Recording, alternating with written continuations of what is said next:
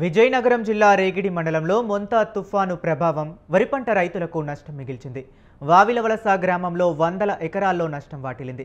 రాత్రి పడిన భారీ వర్షానికి వరి చేను మొత్తం నాశనమైందని రైతులు ఆవేదన చెందుతున్నారు. పొలాల్లోకి భారీగా నీరు చేరి నీట మునిగిందని రైతులు ఆవేదన వ్యక్తం చేశారు. ఎక్కిపోయింది. తెల్లవారి పొలంకెళ్ళేసరికి చూసేసరికి నాకే మరి ఏటి చెయ్యాలో, ఏటి చెందాలని వెంటనే ఇంటికెళ్ళిపోచ్చి మొర్రకిర్రమని ఏడ్చి ప్రభుత్వం ఆదుకోవాలండి. ఎకరాకి 35,000 రూపాయలు చొప్పున పెట్టుబడి పెట్టానండి. ఎప్పుడూ ఇంత ఘోరంగా ఎప్పుడు జరగలేదండి.